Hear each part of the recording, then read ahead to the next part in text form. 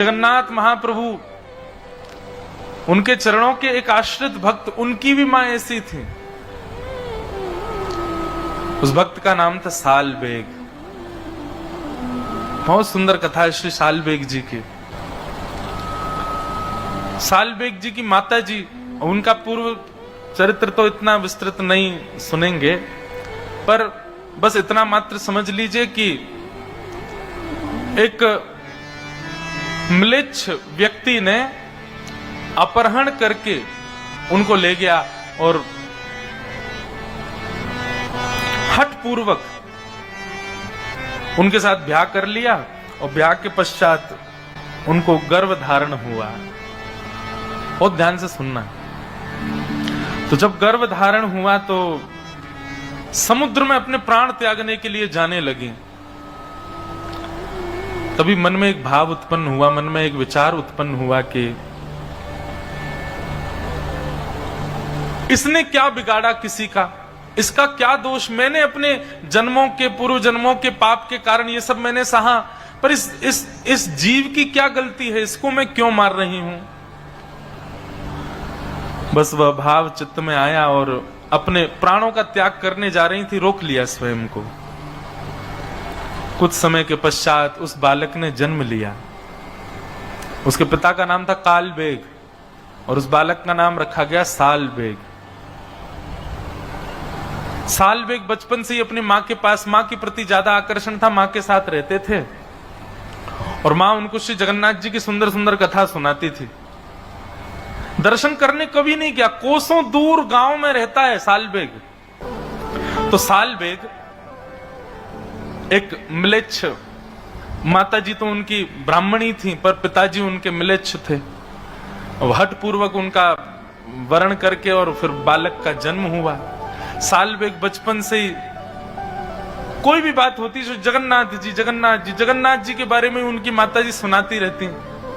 जगन्नाथ जी के ऐसे बड़े बड़े नेत्र हैं, तेरे को पता है ऐसे बड़े नेत्र क्यों उनके? सालबेग कहता क्यों? बोले इतनी भीड़ होती है मंदिर में, सब लोग उनको देखें नहीं देखें, इसलिए ठाकुर जी के बड़े बड़े नेत्र हैं। बोले तुम मुझे मत देख पाओ, मैं तो तुम सबको देख रहा हूं। सालबेग कथा सुनता, पर जैसे जैसे थोड़ी आयु बढ़ने लगी, सालबेग अब कहता मां आप केवल कथा सुनाती हो, मुझे जगन्नाथ जी से मिलाओगी कब? मैं जगन्नाथ जी के पास जाऊंगा कब? इस प्रश्न का कोई उत्तर नहीं था मां के पास।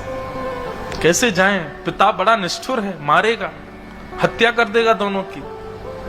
लेकिन सालबेग को कुछ कहती नहीं। एक दिन सालबेग अपनी, इस प्रश्न का कोई उत्तर नहीं था मां के पास। कैसे जाएं? पिता बड़ा निष्ठुर है, मारेगा, हत्या कर देगा दोनों की। लेकिन सालबेग को कुछ कहती नहीं।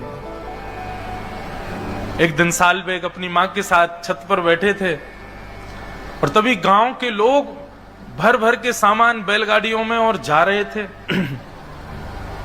सालबेग ने पूछा मां ये सब लोग कहां जा रहे हैं? मां ने कहा अरे सुंदर तिथि आ रही है, श्री जगन्नाथ जी, बलभद्र जी, सुभद्रा जी तीनों रथ में आरूढ़ होंगे और श्री मंदिर से चल करके वह रथ 2-3 दिन का समय लगा करके और फिर गुंडीचा पहुंचेगा। ठाकुर जी पूरे विश्व के जगन्नाथ है ना, सबको दर्शन देने के लिए बाहर आते हैं। ऐसे उछल उछल करके ठाकुर जी सीढ़ियों से नीचे आते हैं, पंडाओं के कंधे पर हाथ रख करके, और भगवान फिर रथ में विराजमान होते हैं। इतने लोग खींचते हैं, लाखों की तादाद में भीड़ जाती है। सब बातें मैया बताने लगी। बोले वहीं सब दर्शन करने जा रहे हैं। सालबेग पीछे पड़ गया। बोले मां मुझे भी जाना है, मुझे भी जाना है, मैं देखना चाहता हूं वो कैसे, आपने सब कुछ बताया मुझे, उनकी रसोई कैसे बनती, उनका श्रृंगार कैसे होता, उनकी आराधना कैसे होती, उनका मंदिर कैसा है। अरे मुझे तो ये भी पता जगन्नाथपुरी में कौन कौन सी गलियां, आपने सब मुझे बताया, पर मैं प्रत्यक्ष नहीं देख पाया हूं मां, मुझे देखना है उनको।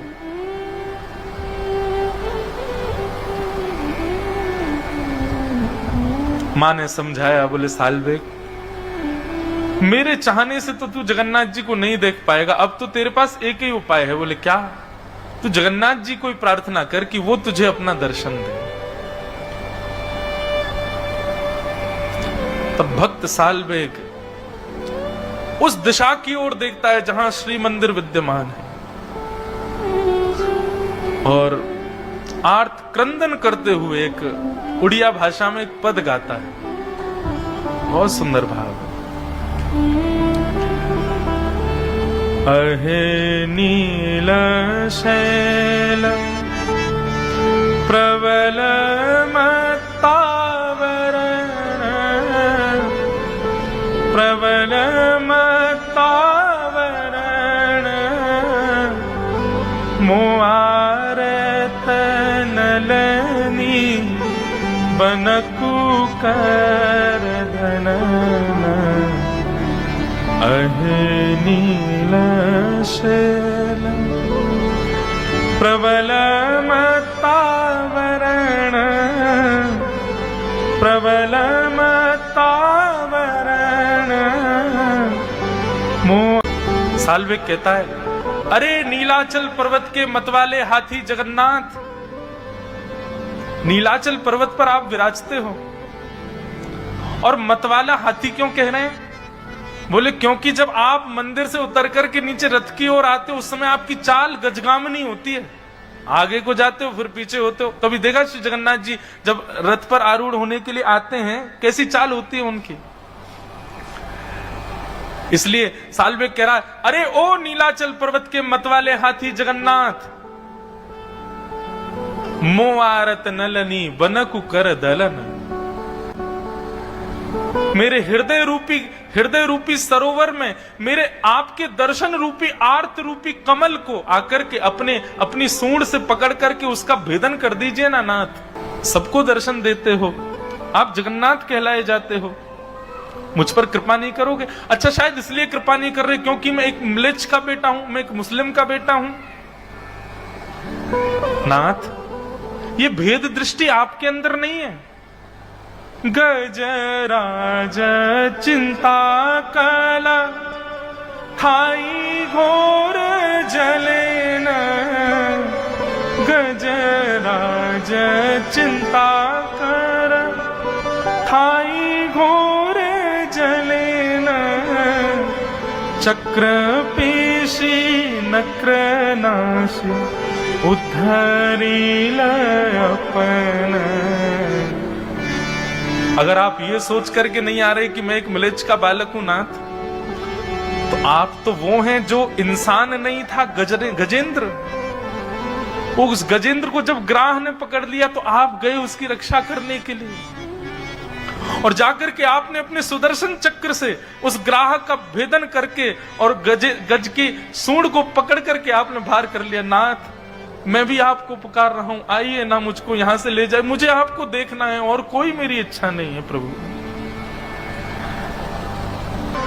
कहे साल बेग हीन जाति यवन, श्रीरंग चरण तल कर शनि जनन।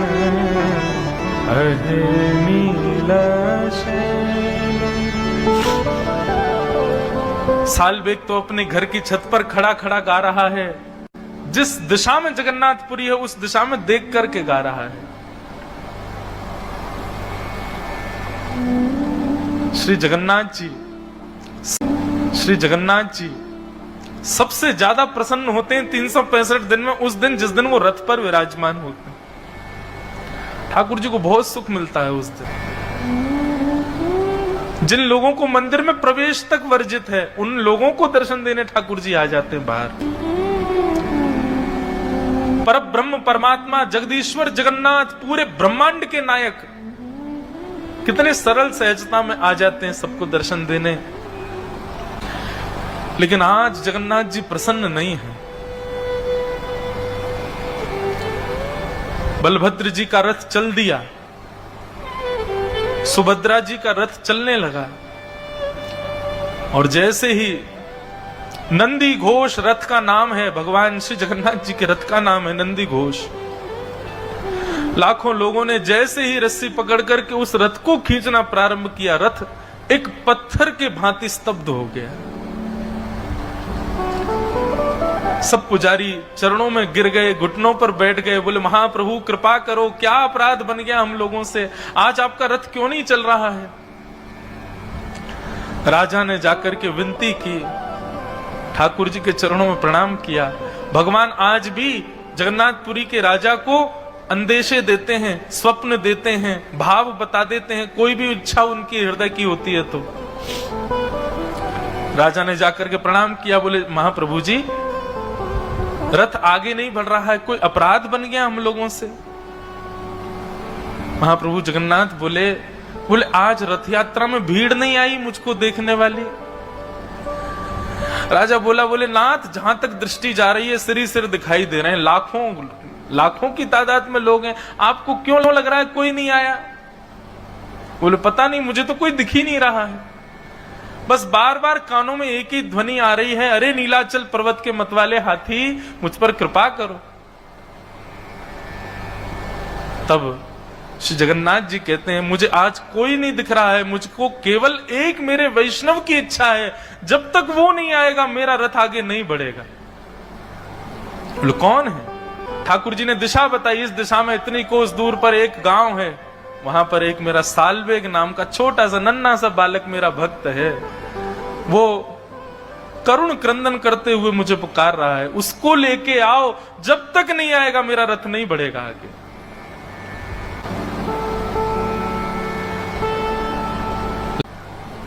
कौन है। ठाकुर जी ने दिशा बताई, इस दिशा में इतनी कोस दूर पर एक गांव है, वहां पर एक मेरा सालवेग नाम का छोटा सा नन्हा सा बालक मेरा भक्त है, वो करुण क्रंदन करते हुए मुझे पुकार रहा है, उसको लेके आओ, जब तक नहीं आएगा मेरा रथ नहीं बढ़ेगा आगे।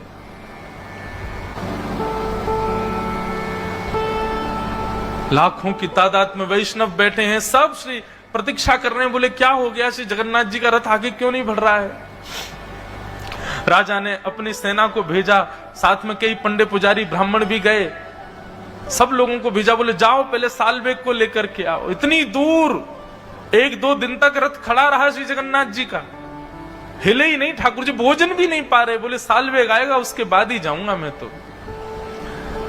वहां गए जाकर के, और सालवेग को जब इतने सब लोग वहां पहुंच गए तो कोई दिक्कत नहीं हुई, उसको बाकायदा एक पालकी में बिठाया, और पालकी में बैठा करके नाचते गाते हुए लेकर के आ रहे हैं सालवेग को।